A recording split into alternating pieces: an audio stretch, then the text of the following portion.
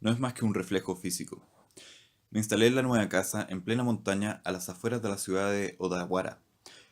Unos días más tarde llamé a mi mujer. Para hablar con ella tuve que intentarlo 5 veces. Al parecer, aún regresaba tarde a casa por culpa del trabajo y tal vez se veía con alguien. En cualquier caso, ya nada de eso tenía relación conmigo. ¿Dónde estás ahora?, me preguntó. En la casa del padre de Masahiko, en Odawara, le dije, y le expliqué brevemente la situación. Te he llamado varias veces al móvil, dijo Yusu. Ya no tengo móvil. Quizás ya había ido a parar al mar de Japón. Me gustaría recoger mis cosas, ¿te importa? Aún tienes la llave, ¿verdad? Sí. Había pensado tirarla también al río, pero debía devolverla y aún la conservaba. ¿Te importa que vaya cuando tú no estés? Esta también es tu casa. Por supuesto que no me importa. ¿Qué has hecho durante todo este tiempo? ¿Dónde has estado? Le conté que había viajado por las regiones más frías de Japón hasta que el coche murió. Pero tú estás bien, ¿verdad? Estoy vivo. El que murió fue el coche. Yusu se quedó callada un tiempo al otro lado del teléfono. Al final dijo, hace poco soñé contigo. No le pregunté por el sueño, no quería saber nada. Tampoco cómo era ese yo que aparecía en él, y ella no dijo nada más. Cuando termine en el piso, dejaré la llave dentro. Haz lo que quieras, a mí me da igual. La dejaría en el buzón. Se hizo de nuevo el silencio y al cabo de un rato fue ella quien habló. ¿Te acuerdas del retrato que me hiciste la primera vez que salimos? Sí, me acuerdo. De vez en cuando lo miro. Está muy bien hecho. Al observarlo, me siento como si me enfrentaste a mi verdadero yo. ¿Tu verdadero yo? Sí. Ya te ves en el espejo todos los días, ¿no? No es lo mismo.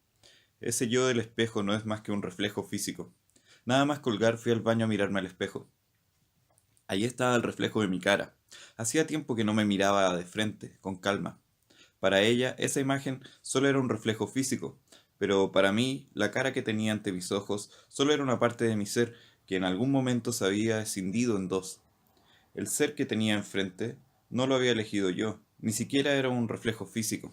2 días más tarde me subí al Toyota Corolla y conduje hasta el apartamento de Hiro para recoger mis efectos personales. Llegué a mediodía. Llovía sin cesar desde temprano por la mañana. Aparqué en el garaje y al salir del coche me sorprendió un olor familiar característico de los días de lluvia. Me metí en el ascensor y nada más entrar en el apartamento que no pisaba desde hacía casi 2 meses, me sentí un intruso. Había vivido allí 6 años y conocía hasta el último rincón, pero al otro lado de la puerta se abría ahora un panorama del cual yo ya no formaba parte. En el fregadero de la cocina se amontonaban los platos, platos que solo había usado ella. En el baño había ropa tendida, su ropa, nada más. Abrí el frigorífico y dentro solo había platos precocinados.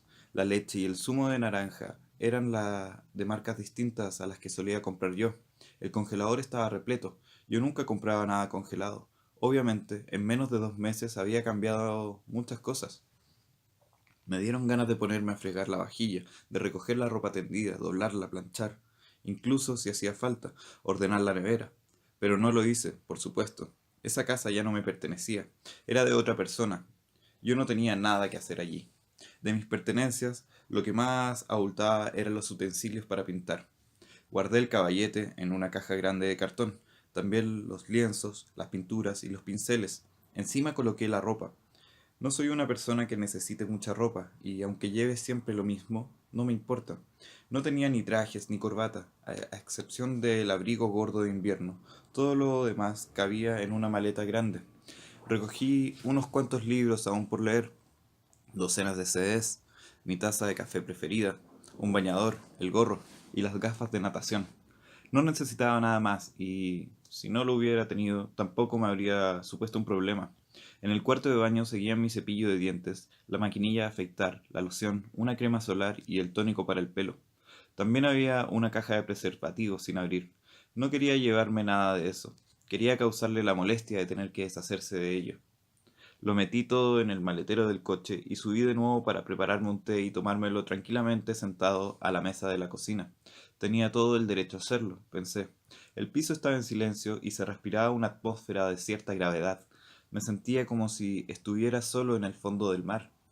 Me quedé allí como mínimo media hora. Durante todo ese tiempo no apareció nadie. Tampoco sonó el teléfono. Tan solo se apagó y se encendió una vez el termostato de la nevera. Abusé el oído por si detectaba presencias en el apartamento, como si arrojase una sonda al mar para medir la profundidad. Lo mirase como lo mirase, era un espacio habitado por una mujer sola. La casa de una mujer sin apenas tiempo de hacerse cargo de las tareas domésticas, obligada a posponer los quehaceres hasta el fin de semana. Comprobé que todo lo que había en la casa era suyo. No había rastro de otra persona, tampoco quedaba apenas algo de mí. Por allí no iba ningún hombre, pensé. Debían de citarse en otro lugar. No sabría explicar por qué, pero tuve la sensación de que alguien me observaba. Me sentía vigilado como si hubiera una cámara oculta, cosa que era obviamente imposible. A mi mujer se le daban fatal los aparatos electrónicos. Ni siquiera era capaz de cambiar las pilas del mando a distancia del televisor. Impensable que hubiera instalado una cámara oculta y que encima supiera manejarla. Seguramente se debía a que yo estaba muy sensible. Sin embargo, mientras estuve allí, actué como si una cámara me vigilase. No hice nada que no debiera, nada inadecuado. No curiosé en los cajones, y eso a pesar de que sabía que en el fondo de uno de los cajones de la cómoda, donde guardaba las medias, ocultaba un diario y cartas importantes. No lo toqué. Conocía también la contraseña de su ordenador portátil, si no la había cambiado, pero ni lo miré. Todo aquello no tenía nada que ver conmigo. Me limité a fregar la taza, la sequé con un trapo y volví a colocarla en el aparador. Apagué la luz. Contemplé la lluvia a través de la ventana. A lo lejos se distinguía la silueta naranja de la torre de Tokio. Salí allí, eché la llave en el buzón y conduje sin parar hasta Odawara. Era un trayecto de apenas hora y media, pero me pareció que había ido y vuelto al extranjero en un mismo día. Al día siguiente llamé a mi agente para decirle que había regresado de mi viaje y para excusarme porque no tenía intención de seguir con los retratos. ¿Quiere decir que lo deja para siempre?, me preguntó preocupado. Quizás. Recibió la noticia con frialdad, no protestó especialmente y tampoco me dio nada parecido a un consejo. Me conocía bien y sabía que, una vez que decidía algo, no cambiaba de opinión. Si en alguna ocasión cambia de parecer, dijo al fin, no dude en contactar con nosotros. Estaremos encantados de volver a trabajar con usted. Se lo agradezco, le dije. Quizá no debería preguntárselo, pero ¿cómo se va a ganar la vida a partir de ahora? Aún no lo he decidido, contesté con toda sinceridad. Viviré solo y no me hace falta mucho dinero para mantenerme. Además, tengo algo ahorrado. Seguirá pintando, ¿verdad? Quizá. No sé qué otra cosa podría hacer. Le deseo mucha suerte. Gracias, le dije una vez más. De pronto me vino a la cabeza una pregunta. ¿Hay algo que debería tener en cuenta? ¿Algo que tener en cuenta? No sé cómo explicarlo. Pensaba en algún tipo de consejo profesional. Se quedó un rato pensativo. Me parece que usted tarda más en entender las cosas que la gente normal, pero puede que a la larga el tiempo se convierta en su aliado. Sus palabras me recordaron el título de una de las canciones viejas de los Rolling Stones. Una cosa más, siguió. Creo que tiene usted un talento especial para los retratos. El talento de llegar al núcleo de la persona que retrata, de extraer intuitivamente lo que hay escondido. No es algo habitual y me parece una lástima desperdiciarlo. En este momento no quiero seguir con los retratos, lo entiendo. De todos modos, estoy convencido de que ese talento suyo le será muy útil en algún momento. Le deseo lo mejor. Lo agradecí de corazón. Ojalá el tiempo se convirtiera en mi aliado. Masahiko Hamada me llevó en su Volvo a casa de su padre en las montañas en Odawara. Podía instalarme ese mismo día si lo deseaba. Por él no había problema. Dejamos la autopista que va de Odawara a Tsuji cerca de la última salida y tomamos por una especie de pista forestal que se adentraba en las montañas. A ambos lados de la carretera se veía un paisaje rural salpicado de invernaderos y de vez en cuando había bosquecillos de ciruelos. Apenas había casas y nos topamos con un solo semáforo. A partir de cierto momento, la carretera se empinaba, empezaba a serpentear y obligaba a usar las marchas cortas. Llegamos finalmente a la entrada de la casa. Dos pilares majestuosos sin puerta ni muro a su alrededor daban paso a la propiedad. Estaban allí como suspendidos a la espera de un remate que nunca llegó. Alguien debió de pensar que no hacía ninguna falta de cerrar el terreno. En uno de los pilares había una placa lustrosa con el apellido del propietario, Amada. Parecía un anuncio. La pequeña casa, que había un poco más allá, era un chalet de diseño occidental, con una chimenea de ladrillos descoloridos sobresaliendo por encima del tejado de pizarra. Tenía una sola planta y el tejado resultaba sorprendentemente alto. Al ser la casa de un pintor famoso de estilo japonés, había imaginado que me encontraría con una casa tradicional japonesa. Más bien lo daba por hecho. Aparcamos frente a un amplio porche junto a la entrada principal y nada más abrir la puerta, unos arrendajos negros levantaron el vuelo desde las ramas de un árbol cercano soltando unos estridentes graznidos.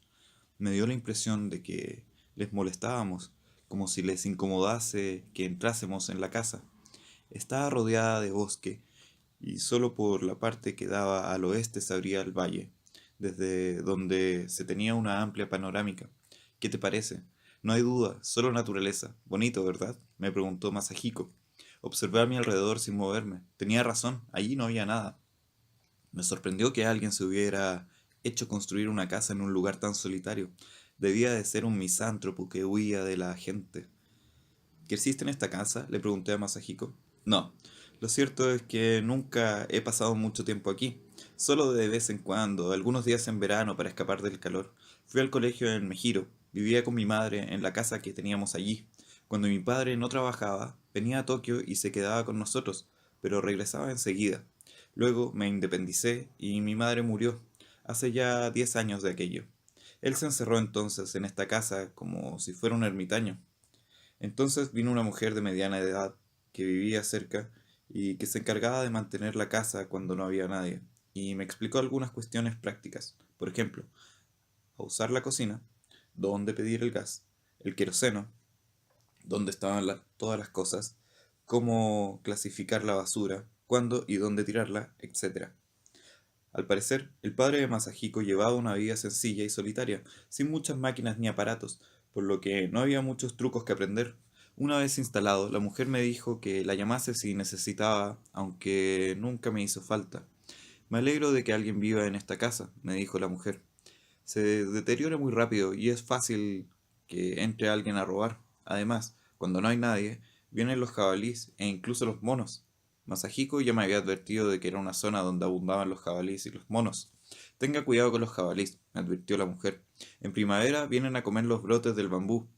Las hembras con crías son las más peligrosas porque defienden a su prole. Tenga cuidado también con las avispas. Hay casos de gente que muere a causa de las picaduras. Suelen anidar en los suelos. El salón era relativamente amplio y tenía una chimenea abierta. En la parte orientada al sudeste había una amplia terraza cubierta y al norte una habitación cuadrada que servía de estudio y donde había trabajado siempre el dueño de casa. Orientada al este había una pequeña cocina con comedor, el cuarto de baño, el dormitorio principal y otro cuarto para invitados. En este último había un pequeño escritorio. Al dueño le gustaba leer y las estanterías del cuarto estaban repletas de libros viejos. Parecía usar ese cuarto como despacho. A pesar de ser una casa antigua, estaba limpia y parecía cómoda. Extrañamente, quizás no fuera nada extraño, en las paredes no había un solo cuadro colgado. Estaban todas desnudas. Como ya me había advertido Masahiko, tenía todo lo necesario para entrar a vivir: muebles, electrodomésticos, vajilla y ropa de cama. Ya me había comentado que no iba a necesitar nada y no le faltaba razón. Incluso había leña para la chimenea. No tenía televisor, el padre de Masahiko la detestaba. Pero en el salón había un equipo de música estupendo, con unos altavoces enormes Tannoy Autograph y un amplificador de válvulas de vacío de la marca Marantz. Tenía una considerable conexión de vinilos y de un simple vistazo comprobé que la mayoría eran de ópera. No hay reproductores de CD, me advirtió Masahiko. Mi padre siempre ha odiado lo nuevo. Solo confía en lo antiguo. Olvídate de internet. Si te hace falta, no te va a quedar más remedio que bajar al pueblo para ir a algún café con acceso gratis. Yo no tenía una necesidad imperiosa de usar internet. Si quieres enterarte de lo que pasa en el mundo, no te quedará más remedio que escuchar la radio que hay en la cocina. Estamos en plena montaña y hasta aquí no llegan bien las ondas. A duras penas se sintoniza la emisora de radio pública de Shizuoka, aunque me imagino que eso es mejor que nada. No me interesa especialmente lo que pasa en el mundo, pues entonces te llevarías muy bien con mi padre. ¿Es fan de la ópera? Sí, pintaba al estilo japonés, pero siempre ha trabajado escuchando ópera. Al parecer, cuando vivía en Viena, iba mucho a la ópera. ¿A ti te gusta? Un poco. A mí no me gusta nada, me resulta demasiado larga y aburrida. Aquí hay montañas de discos antiguos, así que escucha lo que quieras. Mi padre ya no los escuchará más y seguro que estaría muy contento de que alguien lo haga. ¿No los escuchará más? La demencia que tiene no para de avanzar. Ya ni siquiera distingue entre una ópera y una sartén. ¿Vivió en Viena? ¿Fue allí donde estudió pintura japonesa? No, hombre, no. No hay nadie tan raro como para irse a Viena a estudiar pintura japonesa. Al principio se dedicó a la pintura de estilo occidental y por eso se instaló allí. Se dedicaba a la pintura figurativa al óleo, pero poco después de regresar a Japón cambió por completo el estilo y empezó con la pintura tradicional japonesa. Ese tipo de cosas ocurren a menudo. Cuando alguien sale al extranjero, se despierta en él su propia identidad.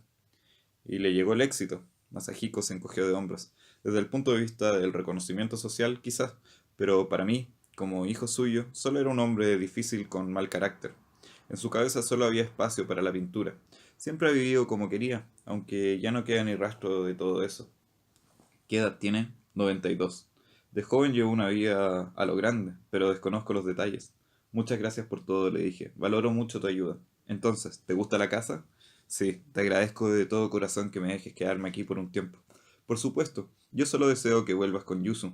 No dije nada. Él no estaba casado. Había oído rumores sobre una posible bisexualidad, pero no sabía hasta qué punto eran ciertos. Nos conocíamos desde hacía tiempo y nunca habíamos tocado ese tema. ¿Vas a seguir con los retratos? Me preguntó antes de marcharse. Le conté la conversación con mi agente. ¿Y cómo te vas a mantener a partir de ahora? Era la misma pregunta que me había hecho mi agente. Reduciría al mínimo mis gastos, volví a explicar, y mientras tanto tiraría de mis ahorros. Tenía intención de dedicarme a pintar lo que yo quisiera, sin ningún tipo de restricción. Quería volver a sentir algo que no sentía desde hacía tiempo. Me parece muy bien, dijo él. Dedícate a lo que de verdad te gusta hacer. ¿Por qué no das clases de pintura para ganarte un dinero extra? Delante de la estación de Odawara hay una especie de centro cultural donde se imparten clases. La mayor parte son para niños, pero también hay para adultos. Al parecer, solo ofrecen clases de dibujo y acuarela, nada de óleo. El encargado es un viejo amigo de mi padre. Trabaja por gusto, no por negocio, y siempre tiene dificultades para encontrar profesores. Si vas por allí, imagino que se pondrá muy contento. No te pagará demasiado, pero algo es algo. Como mucho, te ocupará 2 días de la semana. Poca cosa. Nunca he enseñado y casi no sé nada de acuarela. No te preocupes, insistió. No tienes que formar a un especialista. Se trata solo de conceptos básicos. Aprenderás la mecánica de las clases en un día. Enseñar a niños es muy estimulante. Además, si vas a vivir en esta casa tan solitaria, deberías obligarte a salir por lo menos un par de veces a la semana si no quieres volverte loco. No querrás acabar como el protagonista del Resplandor, ¿verdad? Imitó el gesto de Jack Nicholson en la película. Siempre había tenido talento para imitar a la gente. Solté una carcajada.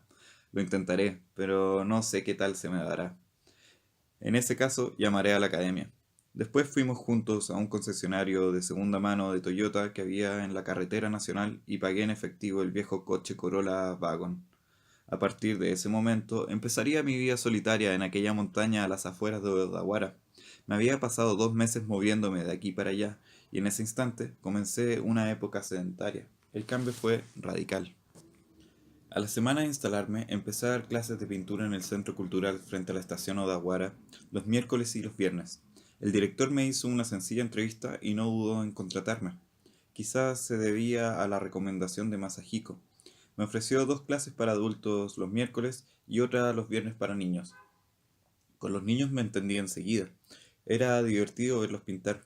Como había dicho Masahiko, resultaba muy estimulante. Pronto entablé con ellos una relación de confianza. Examinaba sus trabajos, les daba algún sencillo consejo relacionado con la técnica y los elogiaba cuando hacían algo bien. Para las clases elegía un motivo y lo pintábamos varias veces. Les enseñé cómo, a pesar de usar los mismos materiales, solo con cambiar ligeramente de perspectiva, las cosas podían ser muy diferentes. De igual modo que las personas tenemos muchas facetas, sucedía lo mismo con todo lo demás. Los niños lo captaron enseguida, y eso despertó su interés. Enseñar a los adultos me resultaba más difícil. A las clases venía gente mayor, jubilados y amas de casa que por fin disponían de tiempo libre porque sus hijos ya estaban crecidos. Como es lógico, ya no tenían un cerebro tan dúctil y maleable como los niños, y a veces les costaba entender las cosas. Algunos, sin embargo, demostraba cierta intuición y pintaba cosas interesantes. Les daba consejos si me lo pedían, pero en general los dejaba a su aire. Si descubría algún detalle que destacaba, lo elogiaba. Eso los estimulaba. Para mí bastaba con que fueran capaces de pintar dejándose llevar por la felicidad. Gracias a aquellas clases inicié una relación íntima con dos mujeres casadas. Las dos eran alumnas mías y de algún modo yo las orientaba. Por cierto, las dos pintaban bastante bien. Cualquiera, ya se tratase de un profesor circunstancial como yo, sin un título reconocido, se hubiera planteado el dilema de si lo que hice estuvo bien. En un principio, no me suponía ningún problema mantener relaciones sexuales adultas una vez obtenido el consentimiento de la otra parte, pero a pesar de todo, no podía obviar el hecho de que era algo socialmente mal visto. No pretendo excusarme, pero en aquel momento no me sentía con ánimo para juzgar si lo que hacía era correcto o no.